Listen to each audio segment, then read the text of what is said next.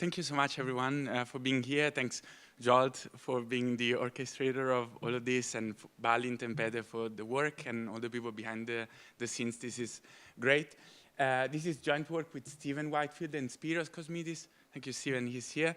When usually my mom asks me where I do politics or political science, I usually say that political scientists usually don't have stages, don't have massive lights, don't have massive screens. So this is very contrary to what I always tell her. So I think I need to update that. So what we're going to do today is that I used to have some effects. It's okay, no effects. So I think at this point, by the end, almost at the end of the day, we know the illiberal parties are experiencing rising support across Europe. And in particular, we have seen that there is a growing role of digital communication in this trend. However, what we try to argue in this paper is that there is a limited comparative research that looks at the online rhetoric of this party. And in particular, what we try to do is that we use Twitter data to assess the effective language of these parties across Europe and see what people think about them. Essentially, we try to ask three key research questions. Number one, under what conditions do parties adopt a negative rhetoric? Is there a correlation between negativity and populist rhetoric? And are these patterns unique to populist parties? So, given the kind of audience that we have, I will briefly talk about the literature that we use to base our expectations.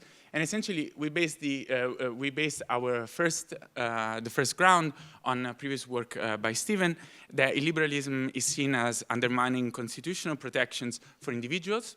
We also look at digital politics literature that says that online communication enables direct outreach and agenda setting. We will see that later on. And then there is also this kind of communication is linked to misinformation, conspiracy theories, and disinformation. And then finally, the emotional appeals drive attention, salience, and engagement. Hopefully, this will come clear in a second. So the idea we conceptualize and measure this, again, is based on a previous work by Stephen, but essentially liberalism contrasts liberal pluralism by rejecting institutional checks, rights, and supranational limits, while favoring majoritarian or exclusionary rule. Okay? To measure this, we use an expert survey, taxonomy, which classify parties in two predominant families based on their relationship to democratic pluralism and institutional rules. Of course, liberal parties, so mainstream, pro-pluralist, pro-EU institutions, and so on. And then populist parties, who are anti-establishment, people versus elite, and exclusionary appeals. Okay? These are some examples. I mean, I wish you could see the examples. But the liberal parties, SPO, Renaissance, PASOK, PD, and so on. And then for the pluralist, populist examples, we have FPO, Rassemblement National, Syriza, and so on, the usual suspects.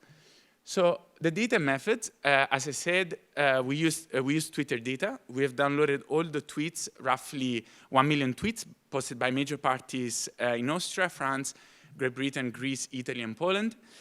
We trained and employed a supervised machine learning classifier to identify relevant tweets. As we have seen before, usually when you use keywords or when you download large amount of tweets, you need to first apply some pre-processing, and this is exactly what the classifier does. I'll tell you more in a second. And then what we do is that we run some emotional analysis. Okay? So we try to see what are the emotions associated to each tweet. We have roughly 12 emotions. They go from anger, fear, sadness, optimism, and so on. We can talk about them in the Q&A if you're interested. The thing is that, as we have seen from then before, like when you use these massive data sets and crazy transform models, it's very hard to find a story because effects go all over the place and so on. So in a way, you need to standardize them to make sense of the data. And this is what we do. We provide some polarity scores that essentially we normalize these emotions. Okay? To those who are not familiar with this kind of literature, we try to create a measure that essentially tells you whether somebody is positive or negative. Okay? We can chat more about this in the Q&A. So the first thing that I said is that so we have all of these tweets.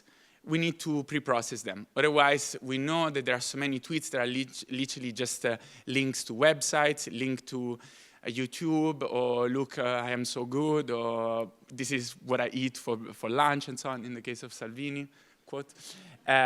So what we have to do is that we need to create this classifier. And essentially what we did is we asked 3 politics master students to quote some relevant tweets, and they essentially had to tell us whether these tweets were relevant to know anything interesting about politics. And these were not just random tweets or super short, we couldn't find anything. We trained a lot of them. Again, for those who don't know much about this literature, is that we just use AI to do this. And our classifiers are pretty good. The top classifier is pretty good. It has very high accuracy. So, what I'm going to do now is I'm going to guide you through our results, and so you also understand why we think in the way we think, and also what our initial conclusions are. So first of all, when we scraped this, we downloaded these tweets, we applied the classifiers for relevant tweets, and then the emotion analysis, we plot the distributions, and they look like this.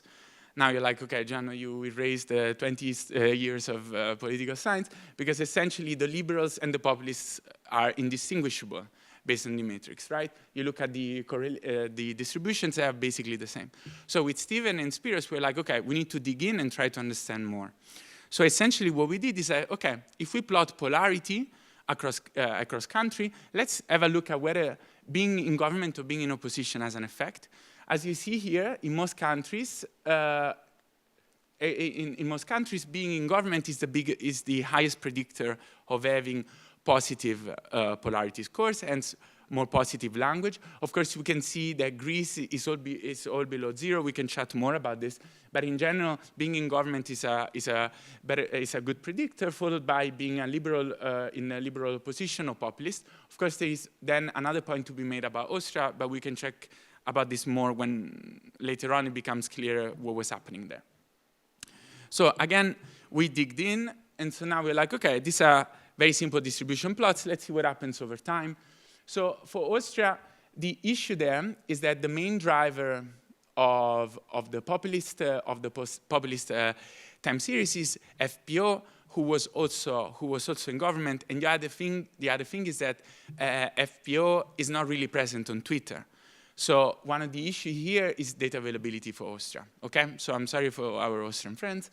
But then when we look at the other countries, the trend actually follows our expectations a little bit. That the government is followed by the liberal oppositions, which is then followed by the liberal oppositions. Okay, the government is more positive, followed by the liberals, followed by the populists. But the thing is that then, sorry, maybe I have to go back. So, but the thing is that we have seen, for example, that in France this holds in Britain, this holds pretty well. Actually, this is probably the best case. In Greece, we see that they are all underneath the line 0. Our expectation is that simply Greece has faced the immigration crisis, then it has faced the economic crisis. So essentially, we believe that this is more like event-based, that they just faced a lot of crisis, and so communication is fairly negative. We see some spikes of hope, and that was literally just because of Syriza. Before getting into government, they were super positive. They were talking about like bringing hope to Greece and so on. But then we know that as soon as they get into power, then they go back to being extremely negative. In Italy, we are just very positive. We have seen that with them before. This is something we still try to understand, but essentially in Italy, we probably just like stuff that are positive, and we're going to see this in a second with the engagement data. And then Poland follows more or less what we knew. So the last step of analysis, so now we clarified what is happening. Hopefully we clarified what is happening over time, but now it's like we try to understand a little bit more about the mechanism, and so why are these things are happening. And it's essentially what we did now, these are all scatter plots, where on the y-axis we have the engagement, which is calculated as the mean between likes, retweets, and replies. For those who are not on Twitter, this is just kind of the coins that you have on this platform. Essentially, the more, the better. And then on the x-axis, we have polarity. So essentially what we see is that across the board, more or less, the government, when the government uses positive language, they get rewarded, as in they get more engagement. And when the opposition instead, they try to use more negative language, and they gain engagement out of this. So, okay, they get more replies, more retweets, and so on. Of course, there are some exceptions. I was mentioning Italy, where they all converge, into being positive. Again, this is probably something contextual to the Italian case, but otherwise, it's pretty good. We have Poland, where the government is negative, and when the government is negative, they get rewarded, and whereas when the populists are, they get rewarded. Again, we expect this to be highly contextual, and we are still trying to investigate these patterns. But overall, some of the expectations hold.